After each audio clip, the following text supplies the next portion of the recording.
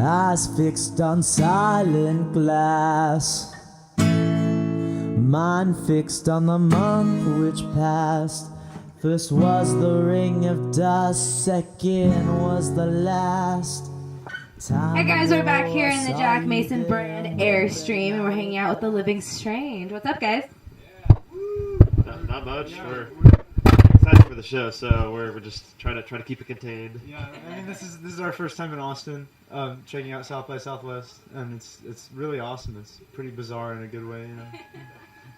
So you're liking it so far. I mean, Austin is definitely its own little flavor of things. What's the weirdest thing you've seen so far? The Living Strange. Yeah, honestly. Yeah, I mean, I'd say probably just the you know. He didn't. That was you know, that's it. I don't know. It's not really bizarre in like a literal sense, but just kind of, you know, you're walking around and you don't really get this kind of vibe from any other festival, I think, because it's in the city, in the way it's spread out. But I really enjoyed some acts that we've seen so far, you know. We met some cool British guys in Frankie ran Khalifa. He bumped into, like, physically bumped into Khalifa. Last night at Carl Barat, which is a member of the Libertines, and we actually renamed our band after a Libertine song that we misheard. We thought but they didn't. But now we're here, and he's here, so we met, and that was great. You know, One of those like moments. absolutely. Yeah. He told us we were taking it to the next level. Yeah, it was awesome. That must be like one of those things where you're just like, okay, I'm going to go hyperventilate in the corner for a second, and I'll be right back. Yeah, I mean, the amount of inspiration that comes from him is so, you know, great that it was really a personal moment, more so than a kind of band thing. As much as, like, I was like, ever since I was like 5, I was like really into it, you know. Alright, so I mean that must be amazing, like meeting someone that has inspired you so much. So, and speaking about that, like, what would you guys consider yourselves when it comes to musically? This is a question I'm not very good at in the past couple Yeah, days. you know, we like to call ourselves like millennial rock music, and because there's a plenty of like throwback rock bands, you know, like the Black Keys and stuff like that. And although we don't dislike that, our goal is kind of to stray from that and to bring rock into more of a modern place, because there's, you know, so many toys and computers and things that you can use for rock music that people don't really tend to use for rock music. But when you actually do use them, you kind of get a newer product that has the same energy that the old stuff had. Awesome. And then, are we working on anything new right now? Always. Yeah, we currently are in the editing phase of our music video for our single Gillis Blue, so that will come out probably in about a month, maybe, I think. And although, you know, don't count me on that, but that's been our main focus, and we're always writing songs. You know, we've put out 2 EPs so far, and we're gonna wait to put out a full length, but we're working on a new batch of songs right now. So you're waiting for a full length, just to kind of get the best album you can come out with. Are you just kind of very perfectionist when it comes to what you want to put out? So I think that we're reaching for something, and we found a good portion of it. But we have the time, so we can take the time. You know. And I'm like literally, I'm just like, hey, what's up, man? I'm just gonna be like all up in your space right now. It's okay, we're cool. We're just hanging out here. So I haven't heard much from you. You're all the way at the end. You're at the far end. You can grab the mic, I promise. I won't hurt you for it. Maybe a little bit, but you know. I'm a little bit quiet one, except when I'm not. Typical bass. I'm the quiet one, you know, when I'm not. I think that goes for everyone. Just a little bit, you know. So, what have you found is the biggest difference between like the California scene versus the Texas scene?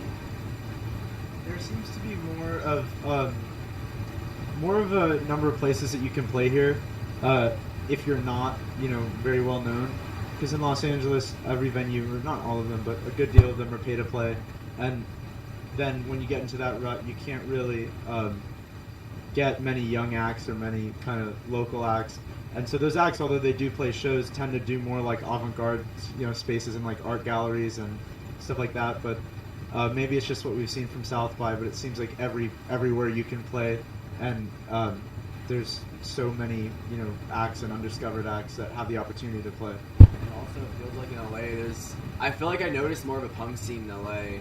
Yeah. And like LA, like the scene is very punk, like Burger Records. I saw them down here, but they're huge down in LA, Orange County area. And I've been noticing a lot more like rock, almost some more country down here, country influence than you hear in LA, which is cool. Yeah, I would say it's definitely. I mean, each area kind of has their own vibe that they always place on it. I mean, California has that stoner rock that everyone knows it for, And then there's, down south, it's country. And then there's country influence. And even if you're not a country band, you're going to kind of sound a little bit country. You're always going to have a little bit of that. So what would you say are, besides, you said the libertarians, right?